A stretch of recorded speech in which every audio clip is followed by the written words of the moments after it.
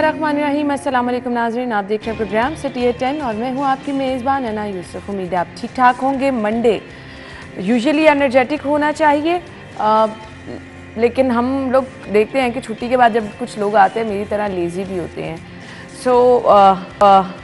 हम दुआ गो हैं कि सब लोग सेहत तंदुरुस्ती के साथ अपने इस वीकेंड का आगाज़ करें, अपने कामों को अच्छी तरह से प्लान करें।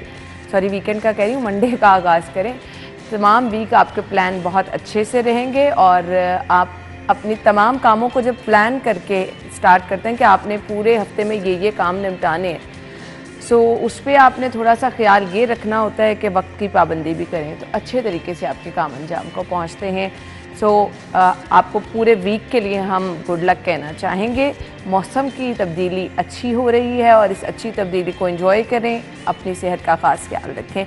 प्रोग्राम का बाकायदा आगाज़ करेंगे जी, और आगाज़ में सबसे पहले शामिल कर लेते हैं आज की टॉप स्टोरीज़। खबरें हैं, निगरान वज़ीर आला मोहसिन नकवी का PIC का दौरा, एमरजेंसी के ग्राउंड फ्लोर की अपग्रेडेशन के काम शुरू करने के अहकाम।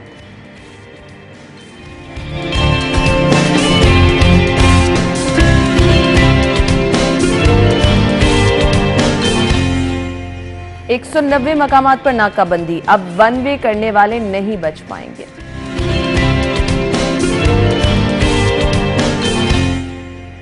लेस्को समेत बिजली की तकसीमकार कंपनियों के सरबराहान को तब्दील करने का फैसला। इलेक्शन कमीशन ऑफ पाकिस्तान ने इजाजतनामे का मरासला पावर डिवीजन को भिजवा दिया।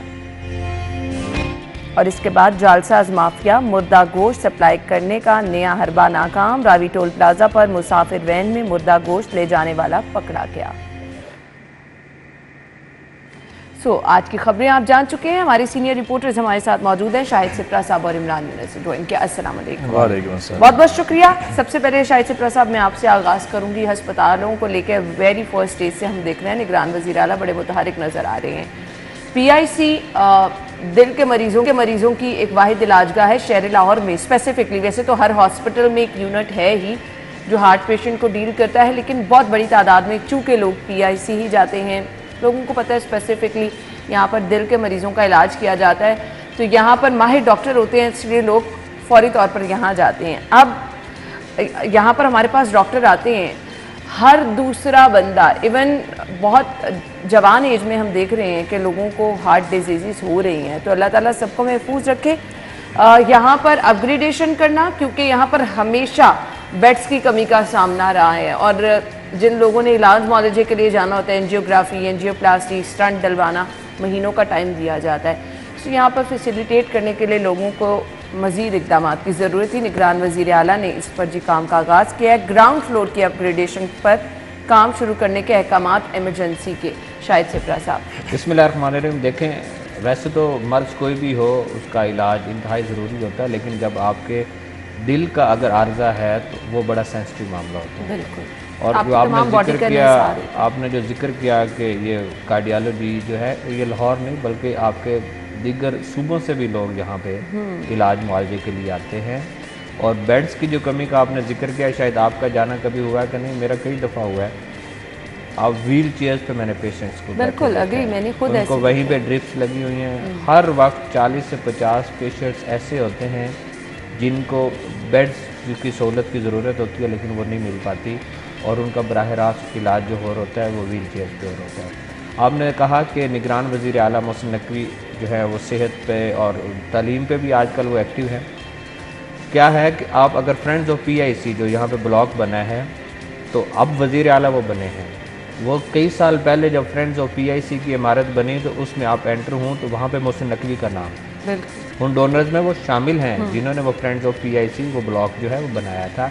इसका क्या मतलब है कि वो ना सिर्फ वज़ीर आला होते हुए बल्कि इससे कबल भी सेहत के मामलात या गरीब और गुरबा जो मुस्तहिक मरीज़ वहाँ पे आते हैं उनको सहूलियात फराहम करते हैं। लेकिन अब जो उनके पास जब इक़्तिदार आ गया तो फिर उनकी यही कोशिश है कि इससे ज़्यादा जो बेहतरीन सहूलतें वो फराहम की जाएँ। आपको याद होगा सर्विसेज हॉस्पिटल में उन्होंने खिताब किया था और डॉक्टर्स को कहा था कि हम आपको हर तरह से फैसिलिटेट करेंगे। आपके दरवाजे के बाहर जो बेल सुनने वाला भी जो PN है वो भी मौजूद होगा, लेकिन आपकी जो बुनियादी जिम्मेदारी है कि मसीहा का किरदार आपने अदा करना है, उसको निभाना पड़ेगा। अगर डॉक्टर्स थोड़ा सा अपना काम करना शुरू कर दें तो मेरे ख्याल में हालात इससे बहुत अच्छे हो सकते हैं। इन दौरों का, इन विजिटर्स का, वुज़रा का साथ होना, डॉक्टर्स को साथ लेकर चलना, जो डोनर्स हैं, जो मुखय्यर हजरात हैं, उनको साथ लेकर चलने का एक ही मकसद है कि गरीब और मुस्तहिक लोग वहाँ पे आ रहे हैं, उनको इलाज की बेहतरीन सहूलतें मुहैया हो जाए। आप अभी PIC जाके देख लें किस कदर रश होगा, क्योंकि ये सुबह के टाइम तो लंबी लाइनें लगी होती हैं। सो एमरजेंसी पर तो आप कॉम्प्रोमाइज़ नहीं कर सकते, लेकिन और यहाँ पर एमरजेंसी के ही ग्राउंड फ्लोर की अपग्रेडेशन पर काम शुरू करने के अहकाम है। कितनी ज़रूरत थी? देखें जी, इसमें तो कोई दो राय नहीं है कि किसी भी कौम की तरक्की का दारोमदार जो है वो वहाँ की हेल्थ और एजुकेशन की जो फैसिलिटीज़ है उसको देख के लगाया जा सकता है। माजरत के साथ हमेशा से ही हमारे यहाँ पर जितनी भी हुकूमतें आई हैं, तालीम और सेहत जो है इसको हमेशा पीछे छोड़ा गया। दावे तो बहुत किए गए हैं और अक्सर मुख्तलिफ़ हुकूमतों ने वजारतें भी उन लोगों को दी जो डॉक्टर थे, बिलवास्ता या बिला वास्ता वो इस शोबों से ताल्लुक़ रखते थे। लेकिन कोई भी दौर आप देख लें, सेहत और तालीम का जो हाल रहा है वो बहुत ही अबतर रहा है। निगरान हुकूमत जब आई, वज़ीर सैयद मोहसिन रज़ा नकवी जो है पहले दिन से ही, वो आपको भी पता है कि 3-4 घंटे ये हॉस्पिटल में जो है वो गुजारते रहे हैं। सिर्फ इंस्टीट्यूट ऑफ कार्डियोलॉजी नहीं बल्कि तमाम हॉस्पिटल में जो है वो इन्होंने कई घंटे जो है वो गुजारे हैं। वहाँ पर स्टोर तो क्या, जो हॉस्पिटल्स की बैक पर जो रूम होते हैं, जो स्वीपर्स के रूम होते हैं, वहाँ पर भी जाकर चेक किया है। नॉर्मली ऐसा सेक्रेटरीज भी नहीं करते, वुज़रा भी नहीं करते और कोई ऑफिसर जो है वो भी नहीं करता। वज़ीर आला खुद जाकर जो है वो इस सूरत हाल को देख रहे हैं। तो बहरहाल अगर कार्डियोलॉजी की अहमियत के हवाले से बात करें तो जिस तरह शाहिद सिप्रा ने आगाह किया कि सिर्फ लाहौर और पंजाब ही नहीं बल्कि दीगर सूबों से भी लोग जो हैं वो यहाँ पर आते हैं। क्यों? क्योंकि अगर दिल के इलाज के हवाले से किसी भी हॉस्पिटल का नाम आता है, वट प्राइवेट हॉस्पिटल्स हैं, लेकिन सबसे पहले नाम जो है वो आपकी PIC का जो है वही आता है। लोगों का ट्रस्ट भी है ना, लोगों को पता है कि यहाँ पर मतलब तमाम सीनियर डॉक्टर्स हैं। बिल्कुल ऐसे है, बिल्कुल ऐसे है, माहिर तरीन डॉक्टर हैं और यही डॉक्टर हैं जो यहाँ से फ्री होने के बाद फिर अपना प्राइवेट क्लिनिक या प्राइवेट हॉस्पिटल जो है उसमें खदमात सरअंजाम देते हैं। अगर मैं लिटरली जब मैं ये खबर पढ़ रहा था ना, तो आप यकीन जाने ये बात बिल्कुल वाकई हकीकत है जो शाहिद ने भी बताई कि मैं ख़ुद, मेरी वालदा को जब ये आर्जा लाक हुआ तो मैंने पूरी रात जो है वो उनको चेयर पे बिठा के रखा और मैं ख़ुद उनके पास खड़ा रहा। 4 घंटे जो है वो उन चेयर पर बैठे रहे। लेकिन अब जब ये मैंने ये खबर देखी ना कि PIC के ग्राउंड फ्लोर को अपग्रेड किया जाएगा, यकीन जाने मैं खुद हैरान हो गया। मैंने कहा इसकी अपग्रेडेशन की ज़रूरत है। क्यों? क्योंकि मैंने वहाँ पर वाकई देखा है कि उनके ICUs और इसके साथ बाकी जो ऑपरेशन थिएटर हैं वो कदरे क्या बहुत बेहतर है। लेकिन सबसे खास बात जो है ना ये अपग्रेडेशन में वो ये है कि 100 नए बेड जो हैं वो लगाए जाएंगे। ये बहुत जरूरी, जिस चीज़ की अशद ज़रूरत है। वाकई वहाँ पर दीगर हॉस्पिटल, सरकारी हॉस्पिटल्स की तरह PIC में भी अभी भी बेड्स की कमी है। क्यों? इसमें यह नहीं कि वहाँ पर सहूलियात कम है, ये है कि वहाँ पर मरीज जो हैं उनका रेशो बहुत ज्यादा है। हाल बताई शायद सिप्रा साहब ने बताई, तो आई मस्ट से कि ये 100 बेड अगर ऐड भी कर दिए जाते ना, चिल्ड्रन हॉस्पिटल में भी यही हालात है कि आपने बेड्स ऐड भी कर दिए तो वहाँ कैपेसिटी संभालना जो मुश्किल है। सो अब निगरान गवर्नमेंट तो अपना जो काम कर सकती है कर रही है। मेरे ख्याल से इलेक्टेड गवर्नमेंट्स को ज़रूर इस चीज़ पर तवज्जो देनी चाहिए। शायद सिप्रा साहब आप पता नहीं एग्री करते हैं या नहीं, हमें हर हॉस्पिटल में इस यूनिट को जो हार्ट पेशेंट के बढ़ाना होगा। बाहर जो दूसरे शहर हैं जिनके पेशेंट्स यहाँ आते हैं, जिनकी वजह से लोड बढ़ता है, क्योंकि यहाँ पर तो आप समेट ही नहीं पा रहे हैं, इतना प्रेशर है। तो ये चीज़ें आसान की जाएंगी, फैलाई जाएंगी, तभी PIC पे लोड कम होगा ना। लोड कम करने की बहुत ज़रूरत है। देखें, आपने इलेक्टेड गवर्नमेंट का कहा, ये काम उनका है बेसिकली तो उनका काम है। चले जिनको थोड़ा वक्त मिला, जितना वक्त मिला, अगर आवाम की फलाह का कोई काम हो जाए तो वो इंतहाई अहमियत का हामिल हो जाता है। मैंने 3 इलेक्शन कवर किए अपने साफ़ी, जो भी मेरा टाइम है जितने साल की, मैंने हर इलेक्शन में यही तकरीर सुनी है तमाम उम्मीदवारों से कि सेहत और तालीम हमारी अवलिन तरजीह होगी, और सिर्फ जब तकरीर के बाद ऐवान में पहुंच जाते हैं ये तरजीहात ख़त्म हो जाती है। फिर उनकी तरजीहात, उनकी तनख्वाह बढ़ाई जाए, उनकी मराहत बढ़ाई जाए, उनको वजारत कौन सी मिलनी है, उनके इलाके में सोलंग बनाने के लिए, नालियाँ बनाने के लिए उनको ग्रांट्स क्या मिलनी है, वो उनकी तरजीहात वो हो जाती हैं कि उनको ठेकेदारी निज़ाम की तरफ सारी चीज़ें आ जाती हैं। अगर यही इलेक्टेड जो नुमाइंदगान हमारे हैं जो कहते हैं कि हम आवाम के वोट लेकर ऐवान तक पहुँचे हैं, ये थोड़ी सी स्ट्रगल करें तो बहुत सारा होता है। देखें, निगरान सेटअप है जिसका काम सिर्फ इलेक्शन करवाना है। अगर उनको थोड़ा टाइम मिला है तो वो आवाम की फलाह के कुछ प्रोजेक्ट्स मुकम्मल कर रहे हैं। तो क्यों नहीं जो 5 साल के लिए इलेक्ट होके आते हैं, जिनको फंड्स का कोई इशू नहीं है, जिनका खजाना उनके पास है, सब कुछ उनके पास है, सिर्फ मैनेजमेंट करनी है और आपने मंसूबाबंदी करनी है। वो अगर आप नहीं करते तो फिर मेरे ख्याल में यह तकरीर में इसको शामिल करने की ज़रूरत नहीं है कि हॉस्पिटल्स को बनाया जाएगा या आपके लोगों को वैसे ट्रस्ट नहीं रहा इन तकारीर पर, ऑनेस्टली देखें आपने वोट तो करना है, किसको वोट करेंगे? या फिर आप कहें कि हम तो अपना हक रायदही इस्तेमाल करने ही नहीं जाएंगे। और होना यही है, टर्न आउट आहिस्ता आहिस्ता ये डाउन ही होना है, और एक जमात अगर निकल जाती है तो फिर तो टर्न आउट बिल्कुल ही बहुत कम हो जाएगा। लेकिन हम चले इसी हॉस्पिटल्स की बात कर रहे हैं, हम इस पे आ जाते हैं, वो सियासी गुफ्तगू हो जाएगी। जो आपने जिक्र किया कि ग्राउंड फ्लोर को अगर अपग्रेड किया जाता है, अगर 100 बेड ऑपरेशनल हो जाता है तो मेरे ख्याल में जो 40-50 पेशेंट्स जो मैंने कई दफ़ा देखा है, कई दफ़ा हुआ है, कई दफ़ा तीमारदारी करने गए हैं, कई दफ़ा किसी अपने को चेकअप करवाने के लिए गए, एवरेज 40 से 50 पेशेंट जो होते थे वो व्हील चेयर्स पे होते थे। इसका क्या मतलब है कि जब आपका बेड लग जाएंगे तो मेरे ख्याल में कुछ ना कुछ उसकी सहूलत ज़रूर हो जाएगी, और ये वो आम बेड्स नहीं होने। आप देखें आपको फ्रेंड्स ऑफ PIC का जो वार्ड बना हुआ है उसमें जदीद आपका सारा सामान लगा हुआ है, जदीद टेक्नोलॉजी का वहाँ पे इस्तेमाल किया गया है कि आपके पेशेंट्स की मॉनिटरिंग के लिए एक ही डेस्क है, आपको स्क्रीन्स मिली हुई हैं, वहाँ से बैठ के आप उनको मॉनिटर कर रहे हैं।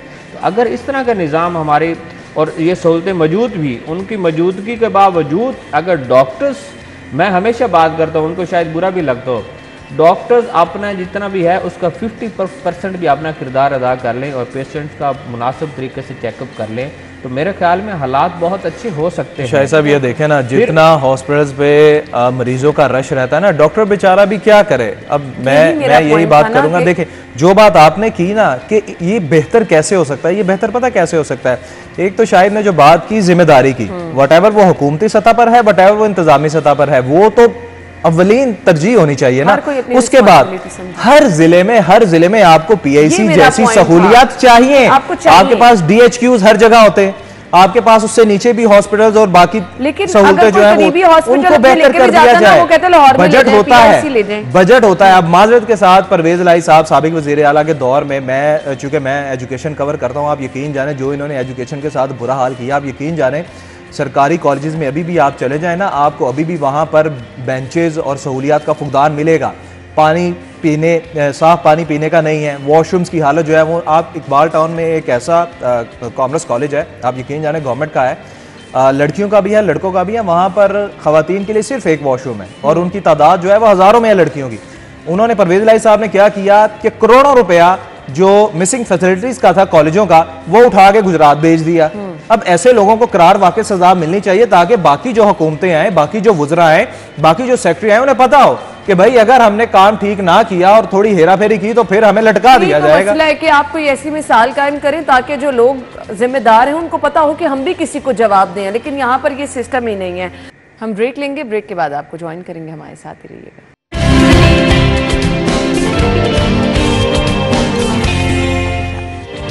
वेलकम बैक, एक बार फिर से खुश आमदीद कहेंगे। सो हमारे पास अब खबर क्या है जी, ट्रैफिक पुलिस 190 मकामात पर नाकाबंदी करेगी।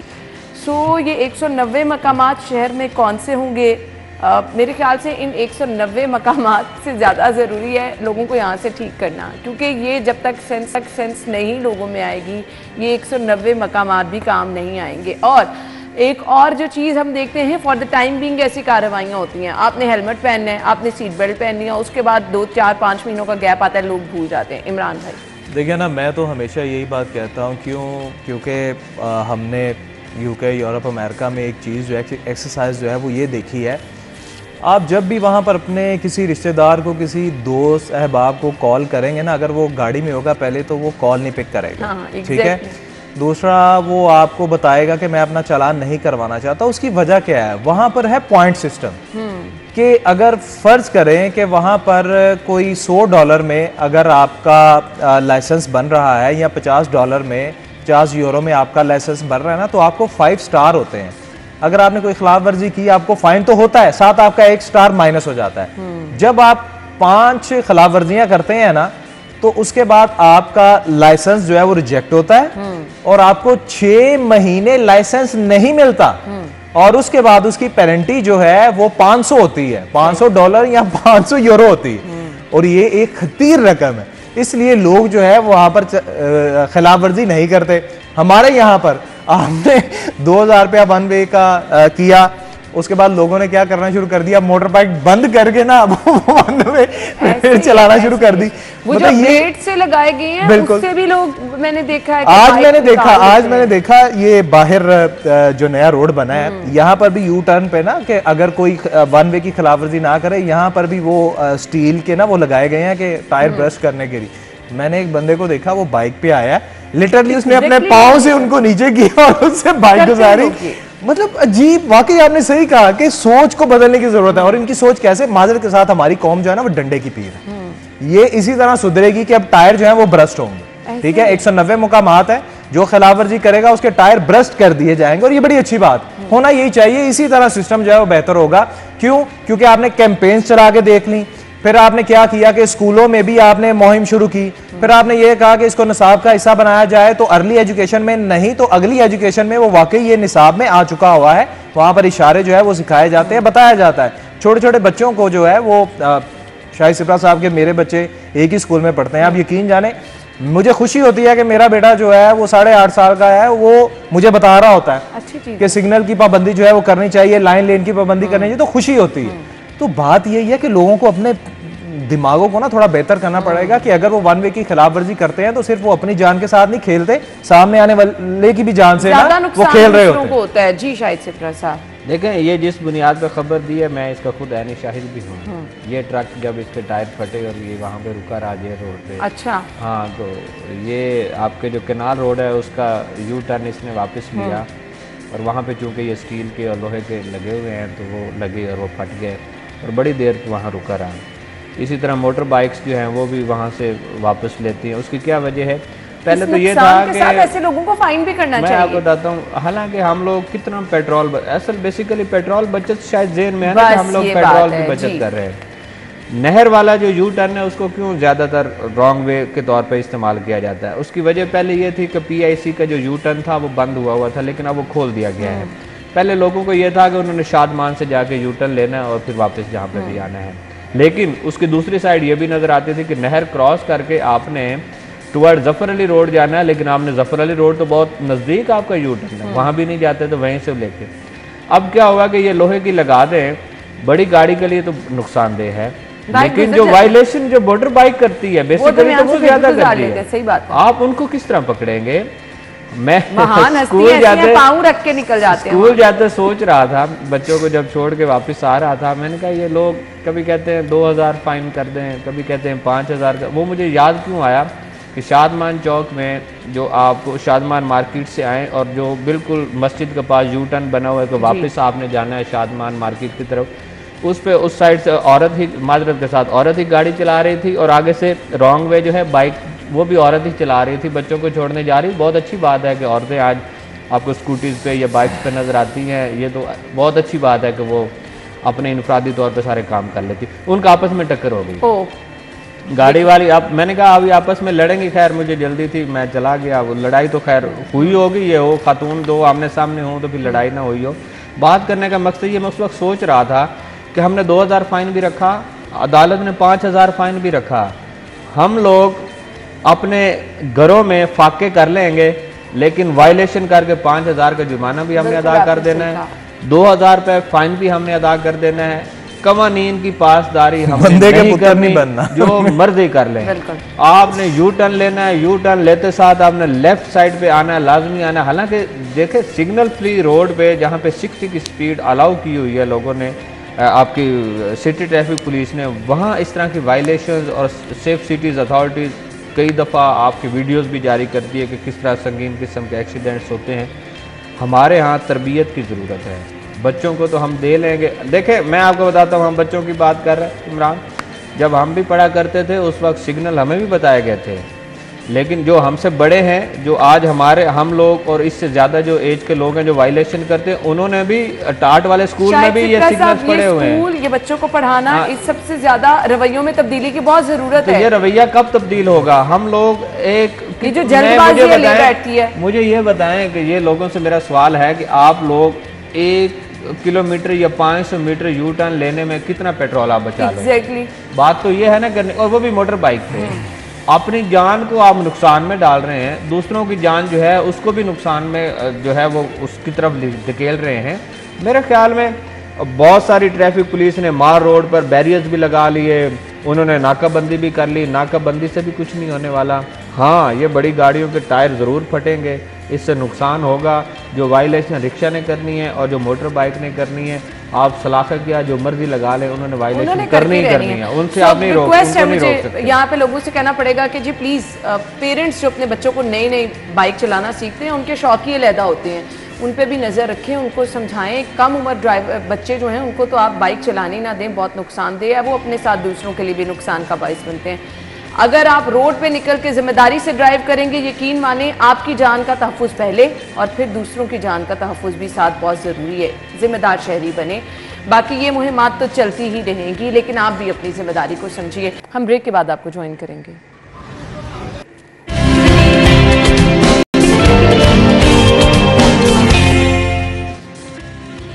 Welcome back once again. अच्छा जी, खबर ये है, इलेक्शन कमीशन ऑफ पाकिस्तान ने इजाज़तनामे का मरासला पावर डिवीजन को भेज दिया। लेस्को समेत बिजली की तकसीम कार कंपनियों के सरबराहान को तब्दील करने का फैसला किया गया है। ये वो डिपार्टमेंट है जहाँ से आवाम बहुत मसाइल का शिकार है। बिल और अगर कुछ ठीक कराने जाना है तब मसला, मीटर लगवाना है तब मसला, मीटर ख़राब हो गया तब मसला, और भारी भरकम बिल से तो आवाम परेशानी है। हर महीने जो बिजली का बम गिराया जाता है उससे तो परेशानी है। खैर, अब ये जो सरबराहान की तब्दीली का फैसला हुआ है, इससे डिपार्टमेंट को फ़ायदा होगा, आवाम को फ़ायदा होगा, आवाम के ऊपर कुछ मसाइल कम भी होंगे या नहीं होंगे। जो लोग अपना बिल ठीक कराने के लिए जाते हैं, बराह रास्त जो उन्हें तंग किया जाता है, वो मसले भी इन सरबराहान की तब्दीली से ठीक होंगे या नहीं, या फिर इनको अपने आप को फ़ायदे होने वाले हैं। शायद सिप्रा साहब देखें, जो इतलात हैं उसके मुताबिक तो ब्यूरोक्रेसी को इसका फ़ायदा होगा, यानी आवाम का मसला नहीं। जो सुन रहे हैं और जो बातें सामने आ रही हैं वो यही आ रही हैं कि कोई ब्यूरोक्रेट जो है उसको कंपनियों का सरबराह लगाया जाएगा, बजाय कि इंजीनियर जो लगाए जाते हैं उनकी जगह पे। और ये समरी जो है ये वजारत पावर डिवीजन ने बराह रास्त भिजवाई है। हालांकि डिस्कोस के जो बोर्ड ऑफ डायरेक्टर्स हैं वो खुद मुख्तार हैं, उनको ये मुकम्मल अख्तियारात हासिल हैं कि वो इंटरव्यूज़ करें और इंटरव्यूज़ करने के बाद 3 रुकनी पैनल भिजवाएँ और उसके बाद प्राइम मिनिस्टर का ये इस्तेहकाक है कि एक उम्मीदवार को फाइनल करें और वो सरबराह की तैनाती हो जाए। लेकिन यहाँ सूरत हाल उसके बरक्स नज़र आ रही है कि आपने डिस्कोस के बोर्ड ऑफ डायरेक्टर्स को भी बाईपास कर दिया है, डिस्ट्रीब्यूशन कंपनीज़ को भी बाईपास किया है। डायरेक्टली पावर डिवीजन ने इलेक्शन कमीशन ऑफ पाकिस्तान को लिख के उनसे परमिशन ले ली है और उन्होंने कह दिया है कि आप एज़ पर लॉ इनका तकर्रुर कर सकते हैं। और जो बातें और ख़बरें सामने आ रही हैं उसके मुताबिक यही है कि कोई जो बाअसर ब्यूरोक्रेट है उसको यहाँ पे लाया जाएगा। और उसके साथ एक और प्रपोजल जो सामने आ रहा है कि एक डायरेक्टर लेवल का FIA से जो एक होगा ऑफिसर, उसको भी हर कंपनी में बिठाया जाएगा। इन तमाम अवामिल का जो बुनियादी मकसद ये है कि ये जो एंटी थेफ्ट कैंपेन चल रही है, इसके साथ सार्फिन के जो मसाइल हैं उसके हल के लिए और जो लॉबीज़ हैं इंजीनियर्स की उनको तोड़ने के लिए इस तरह के इकदाम किए जा रहे हैं। जो आपने शुरू में बात की कि सार्फिन को क्या फ़ायदा होगा, मैं उस वक्त सार्फिन के फ़ायदे की बात करता हूँ जब गवर्नमेंट की तरफ से उनको टैरिफ में रिलीफ मिलता है, जब बिजली की कीमत को कम किया जाता है जो कभी भी नहीं हुआ, उसको रिलीफ कह सकता हूँ। ये कंप्लेंट कर लेना, ये कनेक्शन दे लेना, उनकी बिजली बंद है उसको चला लेना, ये बहुत निचले लेवल पे लगाने पड़ते हैं, ये बहुत निचले लेवल पे चीज़ें होती हैं। मैं इस वक्त जो हमारा सबसे बड़ा मसला है वो हमारे टैरिफ का है। हमारी बिजली इस कदर महंगी है कि आप 70 रुपये यूनिट कब तक इसको अदा करते रहेंगे, ये नामुमकिन है। और ये वापसी वाली कोई बातें भी नज़र नहीं आ रही। हाँ, इसका फ़ायदा ये ज़रूर होगा कि जब आपके ऊपर की सतह की जब मैनेजमेंट चेंज होगी तो निचली सतह पे उसका इम्पैक्ट ज़रूर आएगा। वो देखिए, ब्यूरोक्रेसी या ब्यूरोक्रेट का काम करने का अपना स्टाइल है, वो उसी तरीके से चलेंगे। इंजीनियर्स के साथ किस तरह काम करते हैं उनका अपना तरीक़ाकार है। इससे फ़ायदा तो ज़रूर होगा, सिस्टम को फ़ायदा। देखिए, हम उस वक्त बात करेंगे जब सिस्टम को फ़ायदा होगा, कंज्यूमर के फ़ायदे की बात यानी बेहतरी की उम्मीद रखी जाए, मेरे ख्याल में होगी। और दूसरी एक बात देखें ना, एक और क्यों इससे कड़ियाँ क्यों मिल रही हैं कि आपने ग्रेड 17 की जो पाकिस्तान सर्विस डिपार्टमेंट की जो लगा दी हैं ऑफिसर लेस्को में बिठा दी हैं कि ये आपकी कारकर्दगी का जायज़ा लेंगी। मुझे ये बताएं कि CO ग्रेड 21 का है, 17 ग्रेड के ऑफिसर उनकी कारकर्दगी किस तरह जान सकेंगे? इसलिए मैं कहता हूं कि इस तरह के जो फैसले हैं ये नहीं होने चाहिए। आप लाना चाहते हैं लेके आएँ। आप, मेरे ख्याल में डिस्को में तो इंजीनियर को होना चाहिए क्योंकि सारी इंजीनियरिंग है। अगर सिस्टम नहीं चल रहा तो हमने पेप्को पर भी किया। इस वक्त पावर डिवीजन में आपके जॉइंट सेक्रेटरीज, आपके एडिशनल सेक्रेटरीज, आपके सेक्रेटरी सब ब्यूरोक्रेट बैठे हैं ना, तो यहाँ भी यही होगा। चलें जी, देखिए इसका क्या रिजल्ट निकलता है। खबर हमारे पास है, वक्त कम है। मैं इमरान भाई से जानना चाहूँगी, जालसाज माफिया का मुर्दा गोश्त सप्लाई करने का नया हरबा नाकाम। ये सिर्फ एक आधी कार्रवाई तक महदूद रहेगा और उसके बाद ये जो सारा सिलसिला थ्रू आउट चलता ही रहता है। एक आधा तो पकड़ा गया, बाकी फिर मुर्दा गोश्त तमाम खाती है। देखिए जी, फूड अथॉरिटी पूरे शहर में काम कर रही है और ये जो वाक़या हुआ है ये लाहौर के लिए हुआ था। जो ख़बर के मुताबिक जो इब्तदाई तफ्तीश सामने आई उसके मुताबिक जो बंदा 500 किलो मुर्दा गोश्त सीट के नीचे कपड़े में छुपा के, मुसाफिर वैन थी उसमें लेकर आ रहा था और बदबू भी थी, और खैर पता नहीं मुसाफिरों ने फूड अथॉरिटी को जो है वो आगाह किया होगा, जिस पर ये रेड जो है वो में लाई गई। इंकशाफ यही हुआ है कि उसने ये 500 किलो मुर्दा गोश्त जो है ये फूड पॉइंट्स पर फराहम करना था। अब आप ये देखना कि सिर्फ इस बंदे के खिलाफ कार्रवाई नहीं होनी चाहिए। पंजाब फूड अथॉरिटी ने चले उसको तलब कर दिया, अब उसको थाने दे देंगे, वो उसकी सारा कुछ चलेगा। उन फूड पॉइंट्स के खिलाफ भी कार्रवाई होनी चाहिए। के पास जाता है, ये पूरी चेन है जो खरीदते हैं मुर्दा गोश्त। ये जो होता है ना वाकई बड़ा शवारमा, ऑनेस्टली मैं आपको बताऊं, अच्छे अच्छे फूड पॉइंट्स पे भी यही कुछ नहीं, ये वाकई बड़ा शवारमा जो है ना, ये अच्छे अच्छे फूड पॉइंट्स पे भी होता है और साढ़े बच्चे राजी नहीं होते जितने तक वो खाड़ ना लें। इसलिए मेरे ख्याल में लॉरियों को सोचना चाहिए। बिल्कुल सोचना चाहिए। मुझे बताएं, चिकन का रेट 550 रुपए किलो है, आपको 150 में शवारमा किस तरह मिल रहा है? थोड़ा सा खुद ब्रेड उसकी 120 की है, तो वो किस तरह थोड़ा सा सोचना पड़ेगा। और ये सोचना वाकई पड़ेगा अगर आप चाहते हैं कि आप तो सेहतमंद रहें तो इन चीज़ों से दूर रहें। थैंक यू सो मच, बहुत बहुत शुक्रिया। हेडलाइंस के बाद आते नाज़रीन।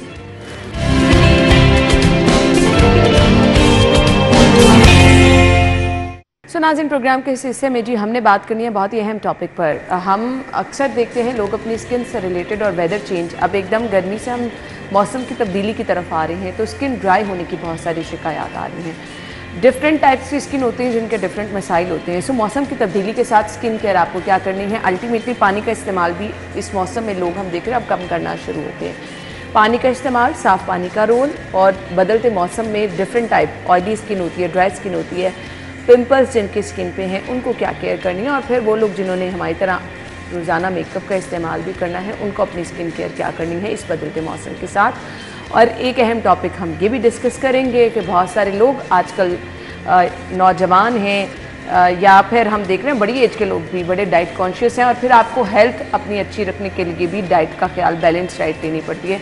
कुछ लोग कहते हैं कि जी डिफरेंट अगर वो डाइट प्लान जो है वो फॉलो करते हैं तो स्किन पे असरात उसके आना शुरू हो जाते हैं। तो फिर आज ये वाले मसाइल भी हम डिस्कस करेंगे। मेहमान जिन्होंने हमें ज्वाइन किया है डॉक्टर सानिया जावेद हैं, skin specialist, doctor Sajjad Ahmad है, माहिर ग़िज़ायात। वेलकम के लिए, अस्सलाम वालेकुम। थैंक यू सो मच, बहुत बहुत शुक्रिया। डॉक्टर सानिया, मैं आपसे आगाज़ करूँगी। हर मौसम की एक अपना तेवर होता है और उसके अकॉर्डिंग आपको चीज़ों को फॉलो करना चाहिए, अदरवाइज़ हम देखते हैं वो स्किन पे इशू होना शुरू हो जाते हैं।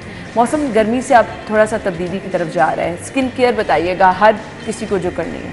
अच्छा, सबसे जो एक चीज़ अभी, क्योंकि ना सर्दी आई है और ना उस तरह से गर्मी है, लेकिन लोगों में ड्राइनेस का और डल पैचेस के असरात आना अभी से शुरू हो गए हैं, क्योंकि जो लोग ड्राई स्किन वाले हैं उनके अंदर ये इश्यूज़ मज़ीद डे बाय डे बढ़ते चले जाएंगे। इसलिए उनके लिए सबसे बेहतरीन सोल्यूशन इसका ये है कि मॉइस्चराइज़ करें अपनी स्किन को। कोई भी वाटर बेस्ड मॉइस्चराइज़र लें, हाइलुरोनिक एसिड का इस्तेमाल करें लगाने के लिए, दोनों चीज़ों का इस्तेमाल रूटीन में रखें। लिक्विड इंटेक, फ्रूट्स जूसेस का इंटेक अच्छा रखें ताकि आपकी स्किन वेल हाइड्रेटेड रहे। और जब आपने रात को सोना हो तो रात को फेस की अच्छी सी क्लेंजिंग करें, सिंपल बेशक फेस वॉश से, किसी सोप से अपना फेस वॉश करें और उसके बाद अपने फेस को अच्छा सा मॉइस्चराइज़र लेके और अच्छी क्वांटिटी में वो लगाएं ताकि आपकी स्किन रात को वेल हाइड्रेटेड होगी तो सारा दिन उसका आपकी स्किन के ऊपर इफेक्ट रहता है, तो डलनेस और ड्राइनेस के पैचेस नहीं आते। इसके साथ साथ सन ब्लॉक का इस्तेमाल तो हम हर सीज़न में कहते ही हैं, लेकिन ये है कि थोड़ा बहुत स्किन की केयर को ज़रूर साथ रखें।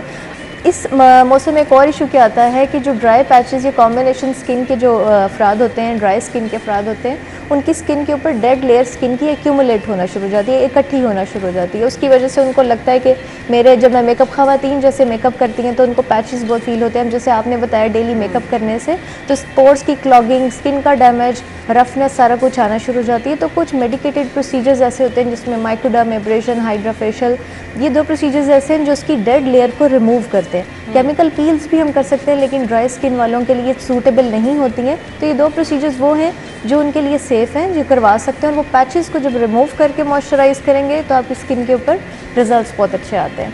सही। सो ये आपको बुनियादी तौर पर स्किन केयर करनी है। सो हमारे साथ डॉक्टर सज्जाद भी मौजूद हैं। हमें ये बताइएगा, ये जो बदलता मौसम है, बहुत सारे लोग अपना डाइट प्लान अगर वही रखें, हम बहुत सारे लोगों को देखते हैं गर्म चीज़ों का इस्तेमाल कर रहे होते हैं कि अच्छा मौसम चेंज हो रहा है, वो स्किन पे असरात आना शुरू हो जाते हैं। इस मौसम की तब्दीली के साथ क्या आपकी ईटिंग हैबिट भी चेंज होनी चाहिए? ईटिंग हैबिट मोर और लेस सेम होनी चाहिए और आपको पता होना चाहिए कि आपने क्या खाना है ना। असल में ये है कि हेल्थ नॉलेज बेस्ड है और अनफॉर्चुनेटली हेल्थ नॉलेज हमारे कॉमन लोगों के अंदर नहीं है। तो उसके लिए ज़रूरी है कि हेल्थ नॉलेज होना चाहिए। और वो क्या है, वो ये है कि मसलन हमें किस चीज़ की ज़रूरत है वो हमने अगर यूटिलाइज़ करें तो हम ठीक रहेंगे ना। तो उसके अंदर पहली चीज़ क्या है? पहली चीज़ है पानी। पानी हमें एक दिन में एक टाइम में 3-4 गिलास इकट्ठे पी लेने चाहिए ताकि हम फुली हाइड्रेटेड हो जाएं, हम डिटॉक्स हो जाएं और हमारे जो सा ना ब्लड जो सा है ना वो थिन रहे। उससे ये होगा कि उसकी सर्कुलेशन बेहतर होगी, डिटॉक्स हो चुके होंगे तो वो हमारी स्किन को बेहतर रखेगा। पानी थोड़ा सा गर्म पिए, इसलिए कि गर्म पानी जो सा है ना वो हाजमा करता है ना, और ठंडा पानी क्या करता है? बदहज़मी करता है। तो गर्म पानी पिएंगे तो क्या हाजमा होगा, तो जब आपका हाजमा बेहतर होगा तो स्किन ग्लो करेगी। ये नॉर्मल है, ठीक है। उसके बाद आ जाता है कि कार्बोहाइड्रेट्स। कार्बोहाइड्रेट्स में हमें जो सा है ना वो हमें चाहिए कि फ्रेश वेजिटेबल्स और फ्रूट से हम ये लें कार्बोहाइड्रेट्स। वो कौन कौन से कार्बोहाइड्रेट्स हैं? केला हो गया, खजूर हो गई, आलू हो गया, शकरकंदी हो गई, अरवी हो गई, ये वाली चीज़ें जो सी हैं ना ये हमें फ्रूट से लेनी चाहिए। प्रोटीन में हमें अंडा लाजमी लेना चाहिए। अंडा सुबह दोपहर शाम लेना चाहिए, इसलिए कि उसके अंदर विटामिन्स बहुत ज़्यादा होते हैं ना। तो इसके अलावा सैलड्स वगैरह का इस्तेमाल ज़्यादा करना चाहिए। तो जिस वक्त आप इस तरीके से डाइट को इस्तेमाल करेंगे और उसके साथ अगर आप एक्सरसाइज करेंगे, इसलिए कि एक्सरसाइज जो सी है ना वो बड़ी इंपॉर्टेंट है आपकी स्किन के लिए। क्यों? क्योंकि एक्सरसाइज आपकी जो सी न्यूट्रिशन की अब्जॉर्प्शन को 3 टाइम्स ज़्यादा कर देती है। यानी कि जो से लोग एक्सरसाइज नहीं करते उनकी अब्जॉर्प्शन जो सी है ना न्यूट्रिशन की वो ओनली 30 to 40% होती है, और जो लोग एक्सरसाइज करते हैं उनकी 80 to 90% पर चली जाती है। अब दोनों के अंदर बहुत ज़्यादा फ़र्क है। तो हमें चाहिए कि एक्सरसाइज को साथ लेके डाइट को इस तरीके से करें जैसे मैंने अभी आपको बताया है। इसके अलावा मेडिटेशन बहुत इम्पॉर्टेंट है आपकी स्किन के लिए। अगर आप रोज़ाना 5 मिनट से मेडिटेशन करना शुरू करें तो वो भी स्किन को आपको बहुत फ्रेश करने में मदद देगी। सही। सो ये आपने चीज़ें फॉलो करनी है अगर आप चाहते हैं आपकी स्किन अच्छी रहे। अच्छा, बहुत सारे लोग कहते हैं कि इस बदलते मौसम में पिंपल्स भी निकलना शुरू हो जाते हैं, उसकी रीज़न क्या है? बिल्कुल ऐसे है, और ऑयली स्किन हो या ड्राई स्किन हो, दोनों में पिंपल्स का इशू बन सकता है। रीज़न ये है कि जो लोग ऑयली स्किन वाले अफराद होते हैं वो ऑयल बेस्ड मॉइस्चराइज़र या कोई भी ऐसी चीज़, जैसे ख़वातीन फुल कवरेज फाउंडेशन का इस्तेमाल करती हैं, ये तमाम चीज़ें आपके पोर्स के अंदर क्लॉगिंग देते हैं। जब वो क्लॉगिंग होगी बैक्टीरिया ग्रो करेगा तो पिंपल्स बनेंगे। और इसी तरह से अगर हम ड्राई स्किन वालों की बात करें तो टू मच ड्राइनेस भी डैमेज देती है स्किन पे। तो जब वो ड्राई और डैमेज आएगा उसकी वजह से भी एक्ने की इरप्शंस आना शुरू हो जाती हैं, क्योंकि बैक्टीरियल ग्रोथ होती है, स्किन सेंसिटिव हो जाती है। सो इन दोनों चीज़ों को लेके अगर चलना है हमने स्किन को सबसे इंपॉर्टेंट, जैसे मैंने पहले कहा कि cleansing is very important. Cleansing के बाद अगर आपको अपनी स्किन टाइप के बारे में नहीं पता कि आपकी स्किन ऑयली है या ड्राई है या कॉम्बिनेशन है, तो आसान सा हल ये है कि आप कोई भी वाटर बेस्ड मॉइस्चराइज़र अपनी रूटीन में रखें और हाइलुरोनिक एसिड अपनी रूटीन में रखें, आपकी स्किन को वेल हाइड्रेटेड रखेगी। दूसरी चीज़ इसके साथ, किसी की अगर एक्ने बहुत ज़्यादा बन रही है तो वो डॉक्टर को मस्ट रिव्यू करें।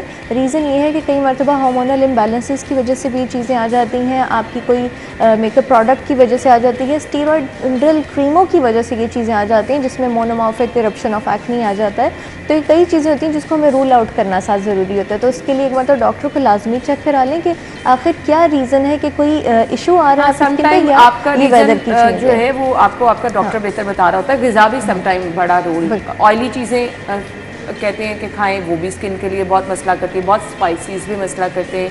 स्टमक अपसेट रहेगा तो स्किन पे भी उसके असरात आएंगे।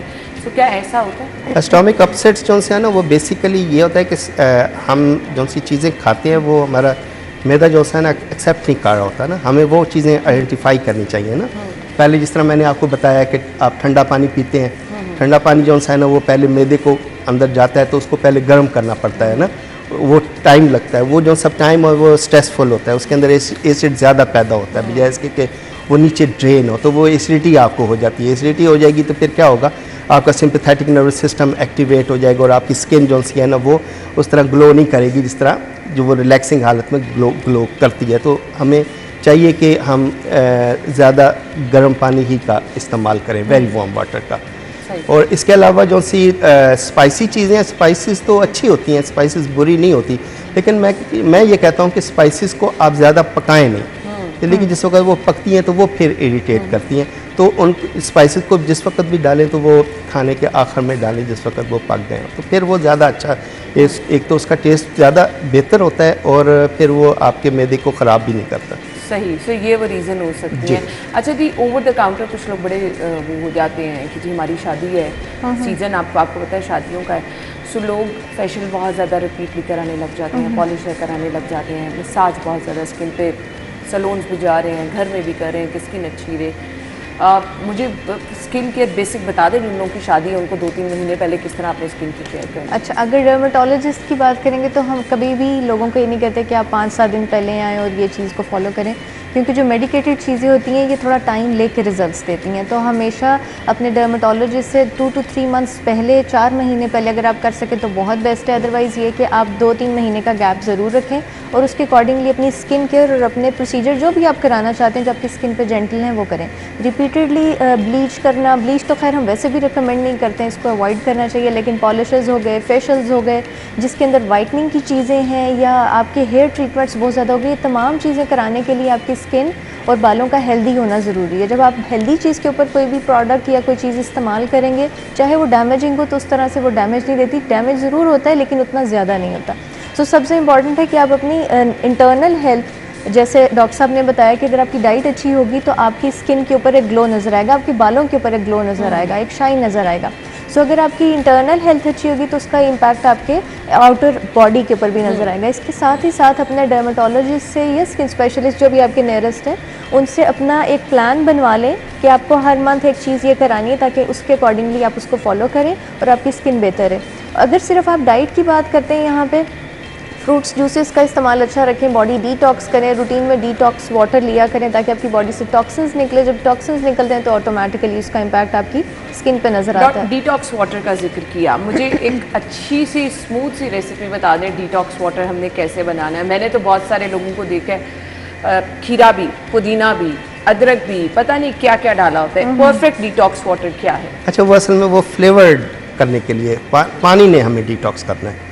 कोई दुनिया में और ऐसी चीज़ पैदा नहीं हुई जिसने हमें डिटॉक्स कर सकती है, तो वो हम उसको फ्लेवर्ड कर देते हैं ना, तो वो अगर गर्म हो तो वो ज़्यादा बेहतर है, इसलिए कि वो आपके डाइजेस्टिव सिस्टम को तेज़ कर देगा। रूम टेम्परेचर वाला भी आप यूज़ कर सकते हैं। रूम टेम्परेचर जो है ना वो ठंडा होता है ना, ठीक है, इसलिए कि room temperature around 20-24 like this, और जो सा हमारा बॉडी टेम्परेचर है वो 37 है। ठीक है, अब देर में ह्यूज डिफरेंस है ना, तो वो आपके मैदे के ऊपर काफ़ी स्ट्रेस आता है जिसकी वजह से वहाँ एसिडिटी ज़्यादा होती है और वो हमारा सिंपैथेटिक नर्वस सिस्टम एक्टिवेट होता है, जिसकी वजह से हमारी स्किन इतनी ग्लो नहीं करती ना।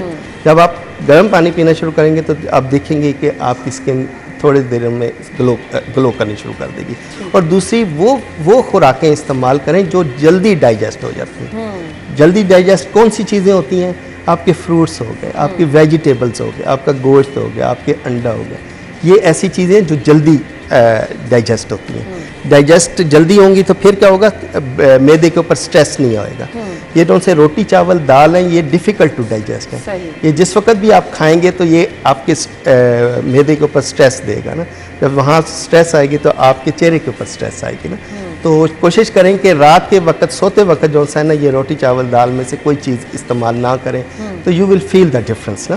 सही, तो वो आप इस तरीके से सही। हम गुफ्तगू का सिलसिला आगे बढ़ाएंगे नाज़रीन, और जूसेस का क्या रोल है, फ्रूट्स का तो बार बार जिक्र करें, कुछ लोग जूस भी प्रेफर करते हैं, सो उस पर भी बात करेंगे और इसके साथ साथ कुछ स्किन केयर की भी बात होगी। ब्रेक लेंगे, ब्रेक के बाद ज्वाइन करेंगे, हमारे साथ रहिएगा।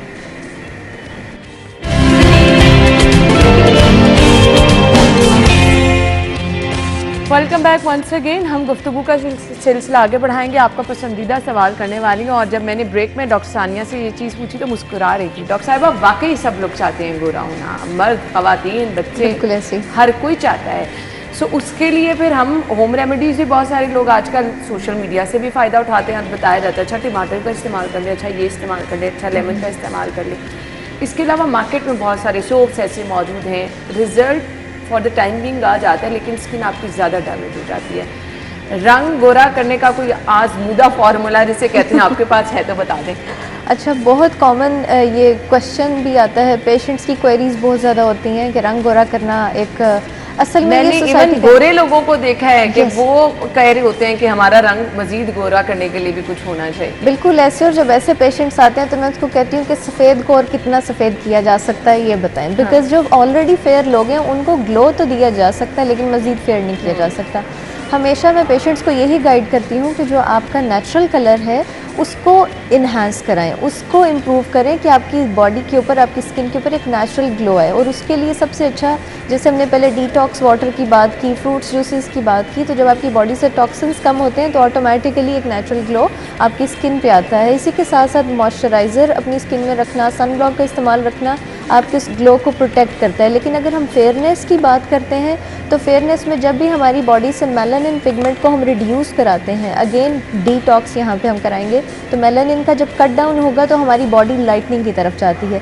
मार्केट में बहुत सी प्रोडक्ट्स अवेलेबल है, विटामिन सी, ग्लूटाथायोन, ये तमाम चीज़ें डिटॉक्स कराती हैं। मिल्क थिसल एक प्रोडक्ट है जो कि खाने के लिए इस्तेमाल की जाती हैं, लगाने के लिए भी प्रोडक्ट्स इस्तेमाल किए जाते हैं। लेकिन कभी भी ये खुद से चीज़ें इस्तेमाल ना करें, क्योंकि अगर आप इस चीज़ से सेंसिटिव हैं, जैसे ग्लूटाथियोन से बड़े लोग सेंसिटिव होते हैं, पेल्पिटेशन का इशू या एलर्जीज़ का इशू हो जाता है, तो ये हमेशा डॉक्टर की रिकमेंडेशन से इस्तेमाल करें। डॉक्टर के पास जाना है, स्किन स्पेशलिस्ट के पास जाना है, वो आपके स्किन देख के आपसे कुछ चीज़ें पूछ के आपको रिकमेंड करेगी। स्किन को गोरा करने वाली कौन सी ऐसी डाइट हो सकती है, कौन से ऐसे जूसेस हो सकते हैं, फ्रूट्स ऐसे कौन से हो सकते हैं जिनका ज़्यादा इस्तेमाल करें तो स्किन आपकी बहुत अच्छी हो जाएगी, बल्कि रंग भी गोरा हो जाएगा। दूध का इस्तेमाल कहा जाता है रंग गोरा करता है, कितनी इसमें सच्चाई? नहीं, दूध तो ऐसा सिर्फ 2.5 साल के बच्चे को पीना चाहिए, उसके बाद तो दही का इस्तेमाल करना चाहिए। दही इज़ फार गुड दैन दूध ना, तो दही को प्रमोट करना चाहिए बेसिकली। इसके अलावा जो सी है सब्ज़ियाँ हैं, कुछ सब्ज़ियाँ जो सी होती हैं वो आपको पका के खानी चाहिए और कुछ कच्ची।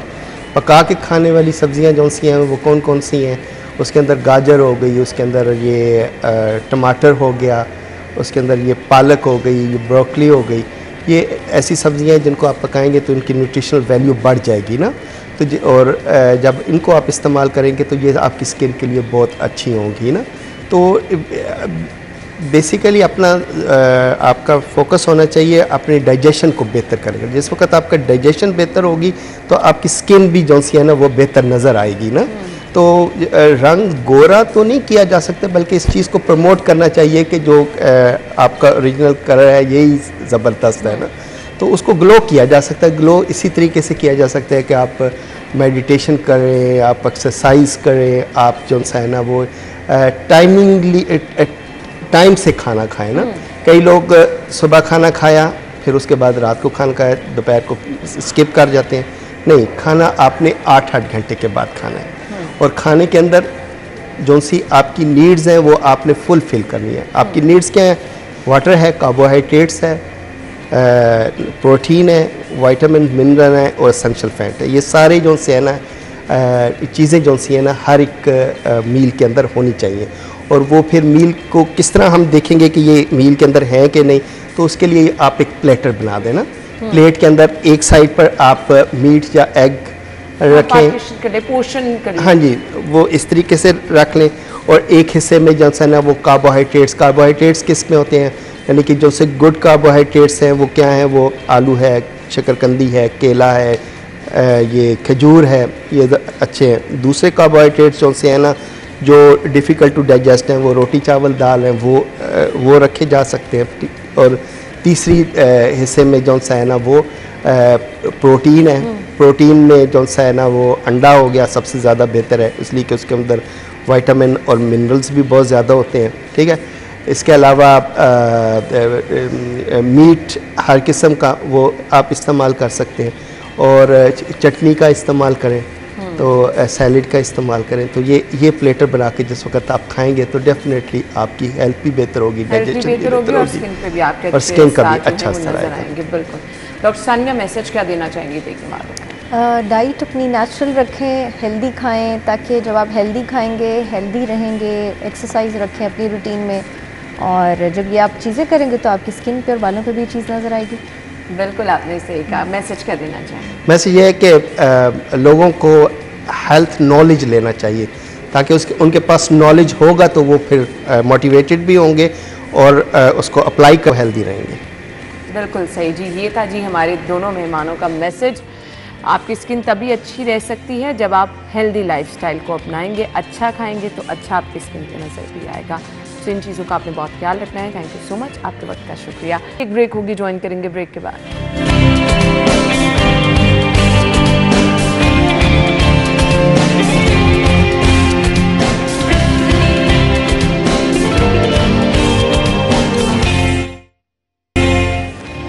Welcome back. और अब मौसम की सूरत हाल।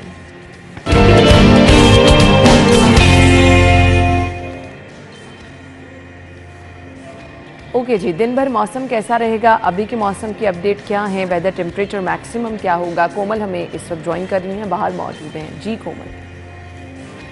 जी बिल्कुल अन्ना, लाहौर के मौसम के हवाले से बात की जाए तो मौसमी सूरत हाल बहुत ही अजीब हो रही है। अक्टूबर के महीने में शहरी अभी भी पसीने से शराबूर नजर आ रहे हैं। मौसम दिन ब दिन बेहतर होने के बजाय दिन ब दिन जो है वो मज़ीद गर्मी की जानिब जा रहा है। शहरी लाहौर के बासी भी कन्फ्यूज है कि इस दफ़ा जो है वो मौसम चाह क्या रहा है।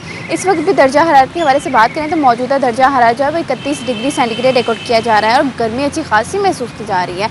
महकमा मौसमियात की जानिब से आइंदा 24 घंटों के दौरान बारिशों से मुतल्लिक भी कोई पेशगोई नहीं की गई। शहरी लाहौर के बासी जहाँ पर खुश हो गए थे कि मौसम चलो अच्छा हो गया और AC वगैरह बंद हो गया, बिजली के बिलों से भी शहरी लाहौर के बासियों को अब रिलीफ मिलेगा, लेकिन एक दफ़ा फिर से मौसम ने जो है वो अपनी तब्दीली दिखाई है और गर्मी की शिद्दत में इजाफा हो गया और शहरी लाहौर के बासियों ने जो अपने AC बंद करके रख दिए थे दोबारा से ऑन कर लिए हैं, और जिसकी वजह से जो है वो ज़्यादा परेशान भी हो रहे हैं। इसी तरीके से बात की जाए आइंदा 24 घंटों के दौरान टेम्परेचर के हवाले से ज़्यादा दर्जा हरारत जो है वो आज 35 डिग्री सेंटीग्रेड तक रिकॉर्ड किया जाएगा। आपकी और हमारी मुलाकात होगी कल सेम टाइम पर। तब तक के लिए इजाज़त दीजिए, अपना बहुत सारा ख्याल रखिएगा। अल्लाह हाफ़िज़।